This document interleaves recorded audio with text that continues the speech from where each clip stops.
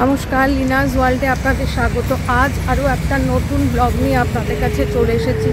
আজ আপনাদেরকে নিয়ে যাব হাজরা কালীবাড়ি, অনেকে বাবা হাজরাও বলে।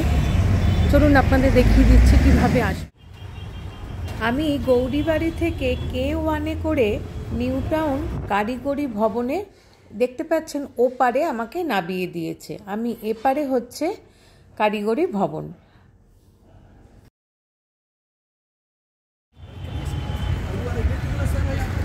এই হয়েছে কারিগরি ভবন, দেখতে পাচ্ছেন।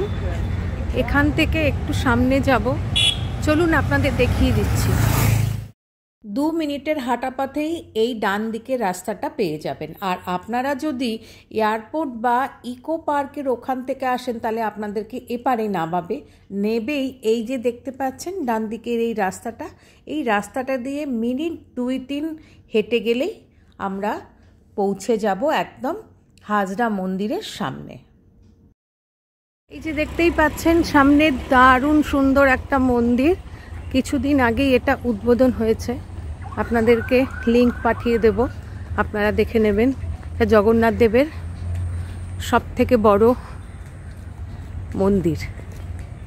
এখন বন্ধ আছে, 5টায় খুলবে। দেখতে পাচ্ছেন কি অপূর্ব সুন্দর মন্দির। প্রত্যেকটি মন্দিরের চূড়াগুলো এত সুন্দর কালার করা যে দূর থেকেই আপনার চোখে পড়বে। চলুন আমরা হাজরা কালীবাড়ি আগে দর্শন করে নিই, তারপরে অন্য মন্দিরগুলো আপনাদেরকে দেখাবো। এখানে অনেকগুলো মন্দির আছে, এই সামনে একটা মন্দির আর ওখানেও আরও একটা মন্দির আছে, সবই আপনাদেরকে জানাবো এবং দেখাবো। পৌঁছে গেছি একদম হাজরা কালী মন্দিরের একদম সামনে। দেখতে পাচ্ছেন কি সুন্দর মন্দিরটা না, অপূর্ব। মন্দিরটি 5টি চূড়া বা রত্ন বিশিষ্ট, আর অন্য মন্দিরের যে চূড়াগুলোর থেকে একটু অন্যরকম। আর মন্দিরের মাঝখানে বিরাজ করছেন মহাদেবের মূর্তি, আর তার ঠিক সামনে দুপাশে 2টি পরী শঙ্খ বাজাচ্ছে। আর মন্দিরের বাঁ দিকে হনুমানজি পর্বত নিয়ে আসার দৃশ্য মূর্তি রয়েছে, আর ডান দিকে রয়েছে হনুমানজির কাঁধে বসে থাকা রাম লক্ষ্মণের একটি মূর্তি। আর মন্দিরটির চূড়াগুলো এত সুন্দর কালার করা যে দূর থেকেই আপনার দেখতে দারুণ লাগবে। আর প্রত্যেকটি চূড়াগুলোর গায়ে অপূর্ব সুন্দর নকশা করা আছে, দেখতে পাচ্ছেন। আর পুরো মন্দিরের চারদিকের গায়ে পৌরাণিক কাহিনীগুলো মূর্তির দ্বারা বর্ণনা করা আছে, দেখতে পাচ্ছেন। পুরো মন্দিরের চারদিকেই দেয়ালে গায়ে এটা রয়েছে। আর এইখানে ভক্তরা এসে তাদের মনোবাঞ্ছা পূর্ণ করার জন্য এখানে ধাগা বেঁধে যাচ্ছে। মন্দিরটি প্রায় 400-450 বছরেরও বেশি পুরনো। আর তখন ছিল এখানে পুরো ঘন জঙ্গলে ভরা অঞ্চল। আর এখন যে মন্দিরটা দেখছেন সেটা আগে একটা টিনের চালা দিয়ে তৈরি করা ছিল। আর তখন পৌষ মাসে খুব বড় করে শ্মশানকালী পুজো করা হতো। স্থানীয় বাসিন্দাদের কাছে জানতে পারলাম বহু বছর আগে কোনো মানুষ যদি অপঘাতে মারা যেত, সেই শবদেহের মস্তক মন্দিরে এনে রাখা হতো। আর চৈত্র মাসের নীল পুজোর সময় সেই মরার খুলি দিয়ে উনুন তৈরি করে তার ওপর প্রসাদ তৈরি করা হতো। পরে সংস্কার করে মন্দিরটি এই রকম তৈরি করা হয়েছে। আর আজও চৈত্র সংক্রান্তিতে বাবা মহাদেবের জন্য 108টা ছাগ বলি দেওয়া হয়। আর ছাগ ও শোল মাছের মাথা দিয়ে মহাদেবের ভোগ তৈরি করা হয়।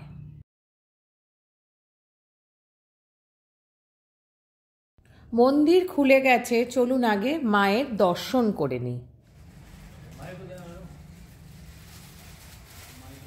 আচ্ছা, মন্দিরের ভেতর 3টে গর্ভগৃহ আছে, চলুন আপনাদের সম্পূর্ণ দেখিয়ে দিচ্ছি।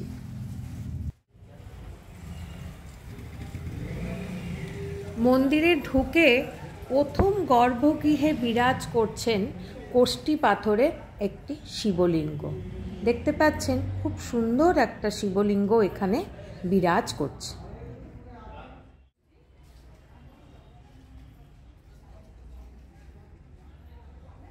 মাঝখানে মূল গর্ভগৃহে বিরাজ করছেন মহাদেব ও পাশে রয়েছেন মা হাজরা কালীর বিগ্রহ।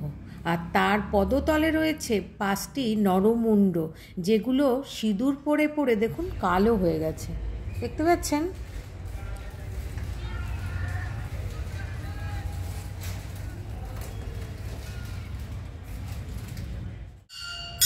আর তার পাশের গর্ভগৃহে বিরাজ করছেন শ্মশান কালী।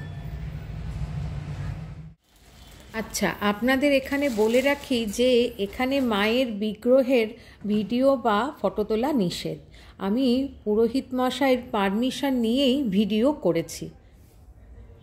প্রত্যেক চৈত্র সংক্রান্তিতে মরার খুলি দিয়ে উনুন তৈরি করে যখন ছাগ ও শোল মাছের মাথা দিয়ে মহাদেবের ভোগ তৈরি করা হয়, তখন ভোগ তৈরি করার সময় ভোগ প্রস্তুতকারী ও সন্ন্যাসী বাদে অন্য কোনো ভক্তদের সামনে থাকা নিষেধ। কারণ ভোগ প্রস্তুত করার সময় অন্য কোনো ভক্তরা থাকলে কোনো অঘটন ঘটে যেতে পারে। আর ভোগ প্রস্তুত হয়ে গেলে সন্ন্যাসীরা ও ভোগ প্রস্তুতকারীরাও ভোগ নিবেদন করে দরজা বন্ধ করে দিয়ে চলে আসে। কেউ ওখানে থাকে না, কারণ কথিত আছে ভোগ তৈরি হয়ে যাবার পর বাবার অনুচরেরা মানে ভূত পিশাচ ব্রহ্মদৈত্যীরা এই প্রসাদ গ্রহণ করে। মন্দিরে ঢোকার সামনেই রয়েছে ধূপকাঠি মোমবাতি প্রদীপ জ্বালানোর জায়গা এবং তার পাশেই রয়েছে একটি হাঁড়ি কাঠ, এখানেই বলি দেওয়া হয়।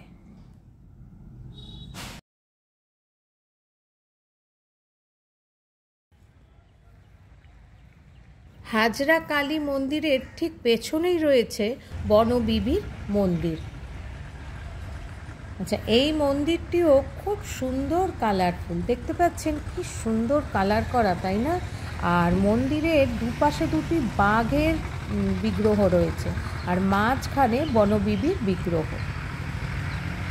পুরোহিত মশাইয়ের কাছে জানতে পারলাম যে সেই সময় স্থানীয় বাসিন্দাদের বিশ্বাস ছিল যে বাঘ বা কোনো হিংস্র পশুদের হাত থেকে তাদেরকে এই বনবিবি রক্ষা করবেন, তাই এই মন্দির এবং মায়ের এখানে প্রতিষ্ঠা করা হয়। গর্ভগৃহে বিরাজ করছেন বনবিবির বিগ্রহ, অপূর্ব সুন্দর মূর্তি। বনবিবির মন্দিরের বাঁ দিকে রয়েছে একটি পুকুর আর তার সামনেই রয়েছে দুদিকে দুটি নন্দীর মূর্তি। স্থানীয় বাসিন্দাদের কাছে জানতে পারলাম যে এই পুকুরের পাশেই ছিল একটি শ্মশান, শ্মশানটি এখন আর নেই। তার পাশেই ইনি হচ্ছেন স্বর্গীয়া সখীবালা মণ্ডল। ইনি রাধা গোবিন্দের মন্দিরের জন্য 2 বিঘা জমি দান করেছিলেন।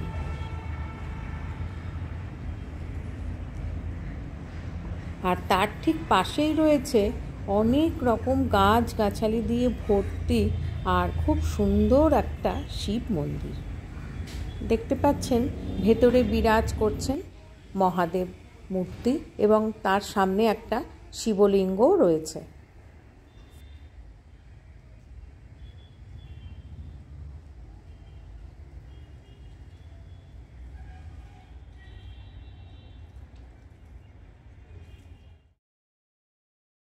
আচ্ছা, তার ঠিক পাশেই রয়েছে রাধা গোবিন্দের মন্দির আর এই মন্দিরেও খুব সুন্দর কালার, দেখুন এখানেও 3টে চূড়া বা রত্ন রয়েছে।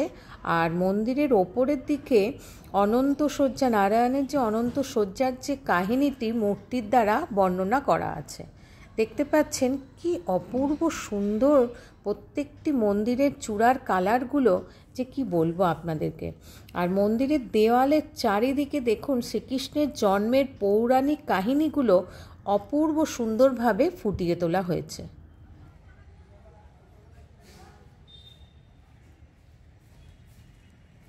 চলুন ভেতরে প্রবেশ করি। দেখুন ভেতরে গর্ভগৃহে বিরাজ করছেন রাধা গোবিন্দর খুব সুন্দর বিগ্রহ, অপূর্ব সুন্দর বিগ্রহ। আর তার ঠিক ডান পাশে রয়েছে শ্রীরামকৃষ্ণ, সারদা মা আর স্বামী বিবেকানন্দর একটি ফটো।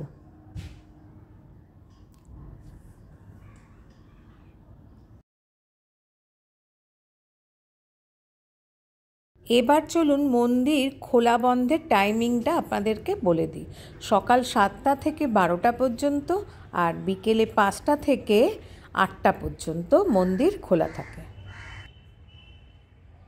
মাকে প্রণাম জানিয়ে এবার চলুন প্রভু জগন্নাথ দেবের দর্শন করে নিই।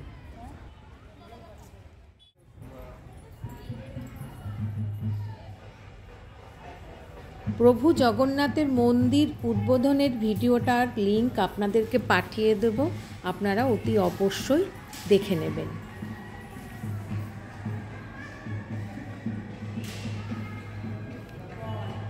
মাঝখানে মূল গর্ভগৃহে বিরাজ করছেন প্রভু জগন্নাথ, বলরাম আর সুভদ্রার অপূর্ব সুন্দর বিগ্রহ। তার ডান পাশের গর্ভগৃহে রয়েছে বজরংবলীর একটা সুন্দর বিগ্রহ।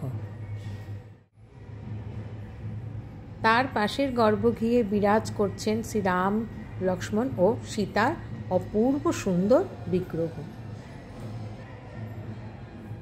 আপনারা যখন এখানে আসবেন, হাজরা কালীবাড়ি বা জগন্নাথ দেবের নিউ টাউনে মন্দিরে আসবেন, তখন হাতে সময় নিয়ে আসবেন, কারণ এখানে একসঙ্গে অনেকগুলো মন্দির আছে এবং সেগুলো দর্শন করতে আপনাদের অনেকটাই সময় লাগবে। আর আমার কিন্তু জগন্নাথ দেবের যখন প্রতিষ্ঠা হয়েছিল মন্দিরটা, তার লিংক আপনাদেরকে পাঠিয়ে দেব, আপনারা পারলে দেখে নেবেন। আর কেমন লাগলো হাজরা কালীবাড়ি অতি অবশ্যই আমাকে জানাবেন, লাইক, শেয়ার এবং সাবস্ক্রাইব করে। Thanks for your time.